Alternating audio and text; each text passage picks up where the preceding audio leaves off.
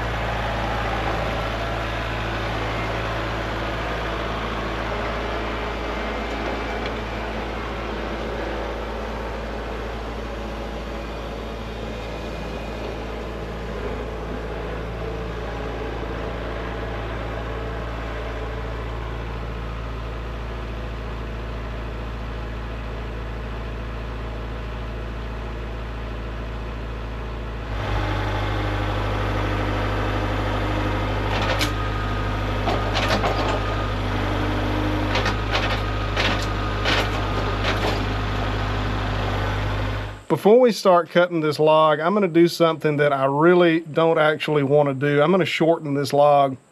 It's 14 feet. 14 feet is a really long 2x4. Unless you need it for some kind of a specialty project, it is not normal for somebody to need a 14-foot 2x4, and I can't imagine there's going to be a whole lot of demand for that. I could just cut them at 14 feet and let them go at 14 feet and let the customer have the excess, but the problem I'm going to run into there is I'm going to be cutting that much more of a log, wearing out blades, burning extra gas, taking extra time, and I just don't think it would be worth it for those reasons. So I'm going to shorten this log. First, I'm going to shorten it from the large end, which doesn't make sense for most logs, but this log has got a nasty spot in it. You see this right here? There was some kind of a cat eye on this log and it's broken. The lumber on this end is going to be really ugly. So we're going to start here. We're going to cut about right here maybe, and then we'll take the rest off of the other end, which is the smaller end, and we'll get down to about 10 feet or so. This is actually kind of poor planning. I'm going to take it back off of the mill to cut it, because if I cut it on the mill, sure as the world, that large end down there is going to fall up under the mill and it's going to be a really big pain to get out. So let's just take it out and use the grapple to suspend it, and we'll cut the ends like that.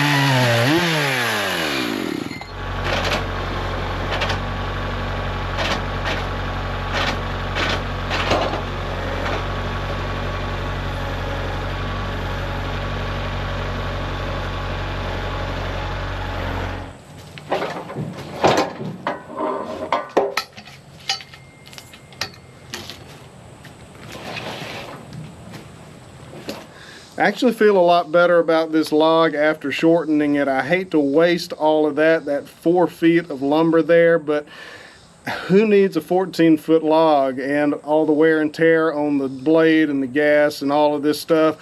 I really feel better about this. So let's check this log out. It's 10 feet long now, and this is the small end here, and we have got about 14 inches rather. 14 inches on the small end. Shouldn't have any trouble whatsoever getting 2 4-inch cants out of this log after we take these slabs off of the edges, and then we should be able to get our 2x4s. I think 8 will be easy on this one. 10 maybe. We'll see. Let's give it a shot.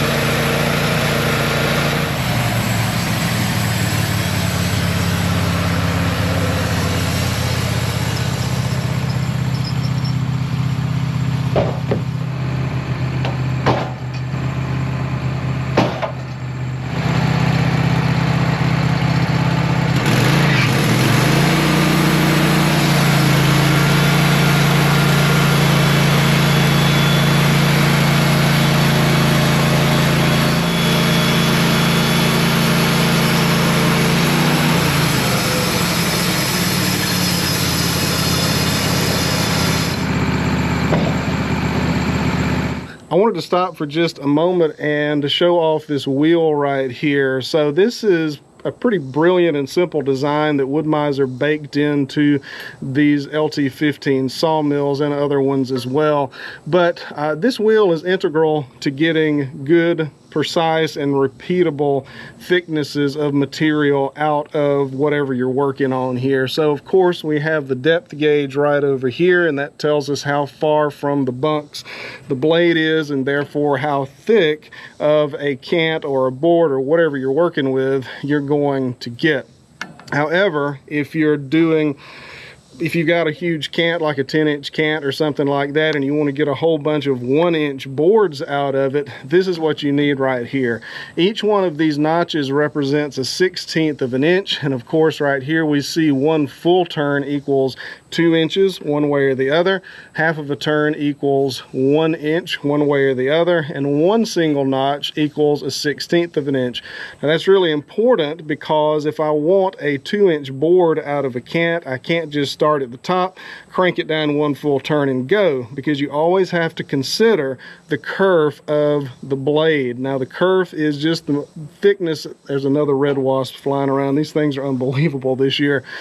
The kerf is just the thickness of the saw blade and how much material it's removing. So you always have to consider that. So what we're doing right now is, the way that I have this cant set up, it's set up to get 2 4-inch cants. So right now it's at the 8-inch, actually a little bit over to account for the kerf. It's at the 8-inch mark right now. So what I want to do is I want to turn this 1 turn, which gives us 2 inches. Another turn, which gives us another 2 inches, and then I want to go 1, 2 to account for the kerf of that blade. Therefore, what I'm going to get now should be, if I've done it all correctly, 2 4-inch cants. We're going to split this cant right in half, and then we're going to turn it again and start getting all of our 2-inch pieces out of it. So let's make this cut, and then we'll start getting our 2x4s.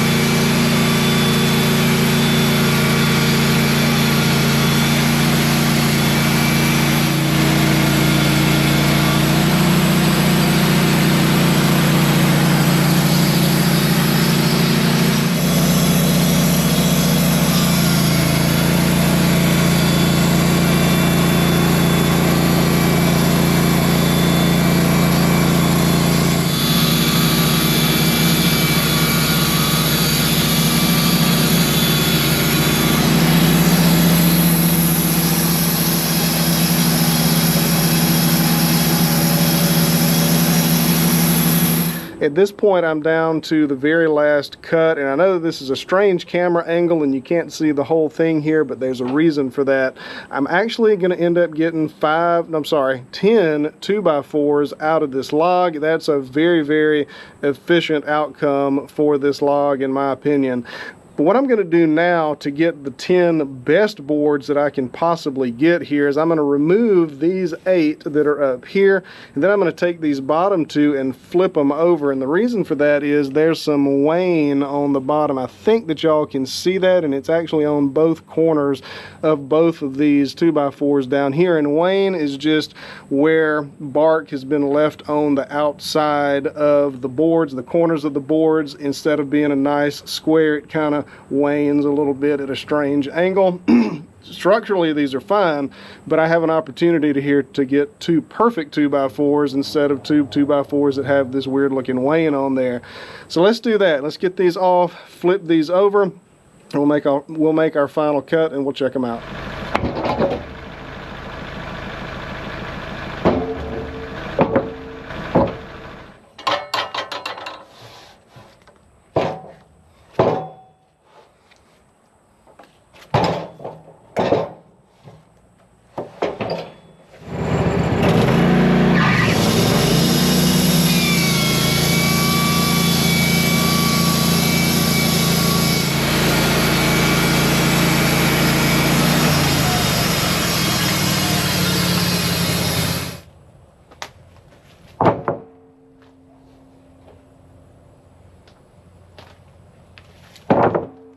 You might be able to count them from this camera angle, I'm not sure, but there's 10 boards here, and man, they turned out really, really nice. I was careful with my measurements, I was careful with my cutting, and these are all fantastic. There's no wane on any of them. I managed to remove all that. The only issue I found was one of them had kind of a knot in the middle, which could affect it structurally.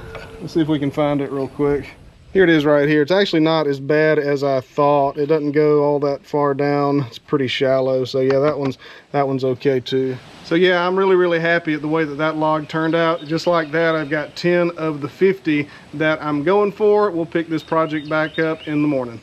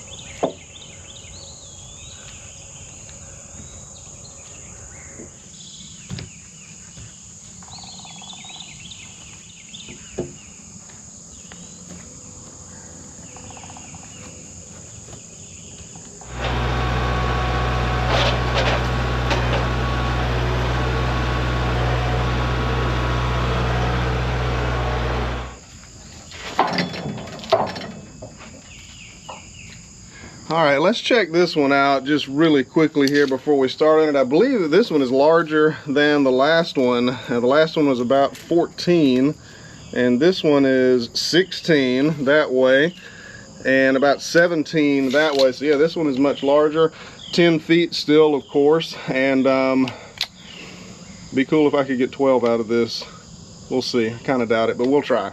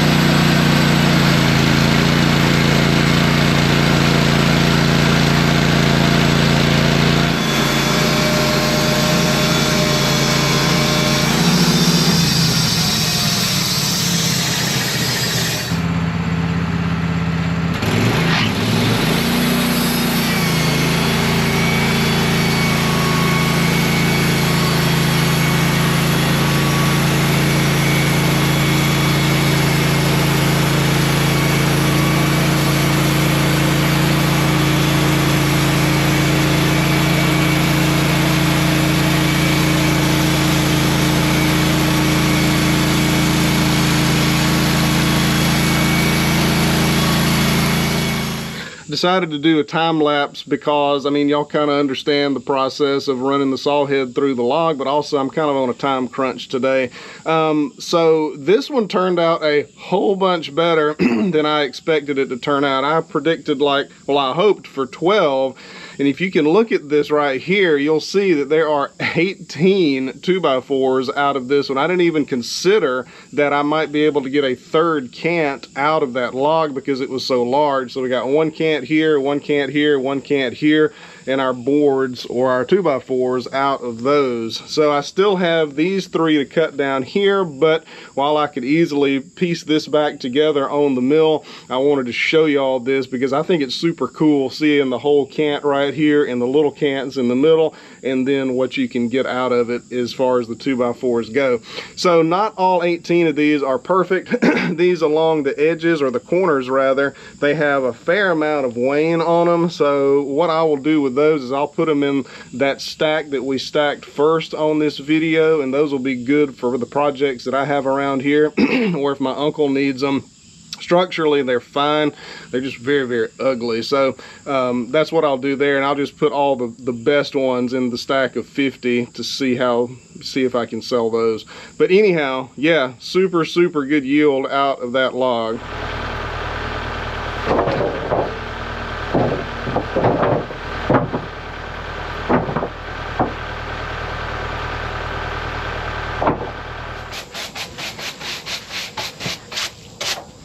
So I'll do the same thing this time that I did last time. I'll just take these bottom 3 and flip them over, and that'll get some of the wane off of those boards and make them look better.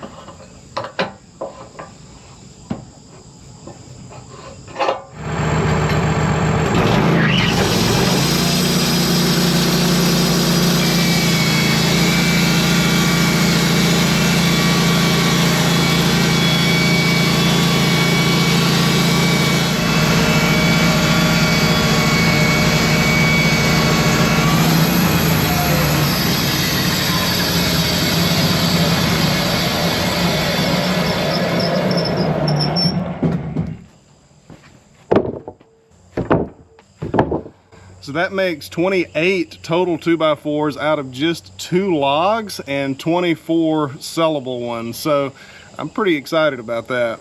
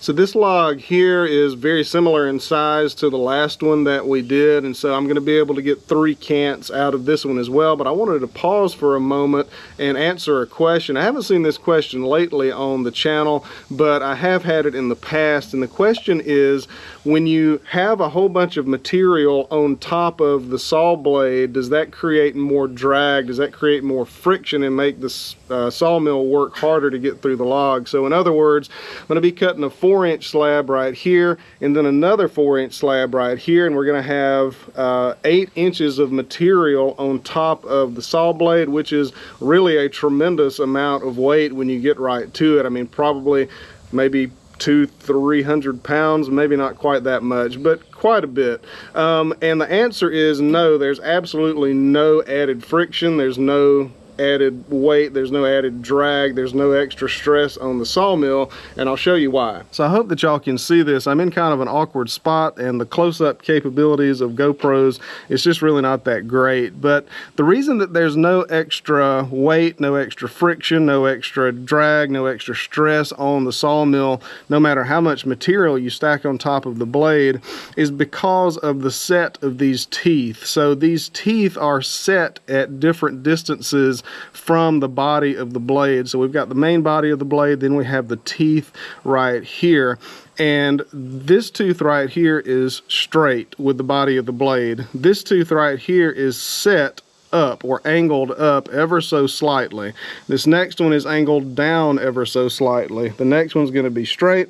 Next one is angled up just a little bit. Next one is angled down. Next one is straight, and so on and so forth. And if I remember right, the set is something like 20 to 41 thousandths of an inch. It's been a while since I set any teeth on these things, but anyhow, that's the reason that you don't have any drag, because these teeth, the cut that you end up getting is wider than the blade itself, which creates a path through the log that you're cutting, or the material that you're cutting, that is wider than the blade. So in effect, the body of the blade is not even touching the log as it goes through, and on top of that, there's sawdust that this leaves in its wake that actually kind of holds the two halves of the log, or the two pieces of material, apart from each other, so it doesn't even actually squeeze down on it. So there's absolutely no way you can have any extra friction or drag or anything as you move through the log. You could put 3 tons of extra material on top of the blade, same thing is going to happen. So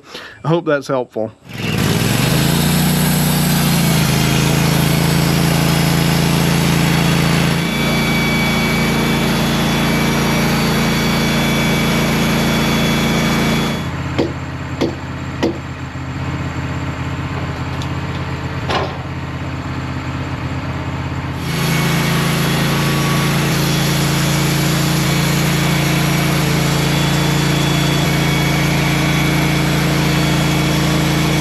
That one turned out really good too. Pretty much same results as the last one. We've got the, I guess it's 18 total boards right here.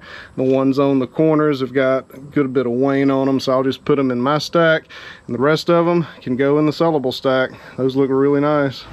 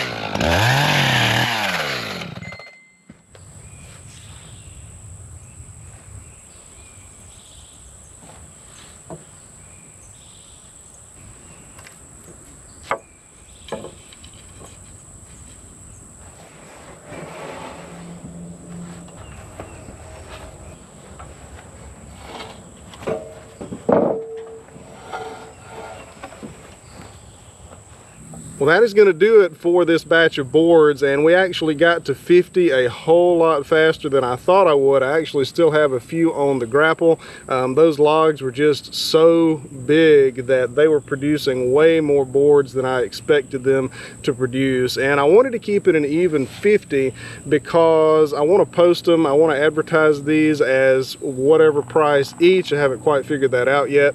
Or if you want all 50, you can get all 50 for them for whatever price, and we'll just see how that goes.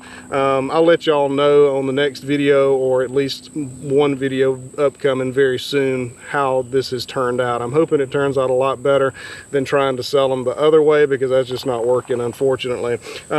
These turned out great. I'm very happy with them. Almost hate to get rid of them because they are very straight, I mean, the dimensions are great. Obviously the mill is set up just right now because it's cutting some very accurate boards. I'm super happy with them. So anyhow, guys, that's going to do it for this video. I will see y'all on the next one, and I really appreciate y'all watching.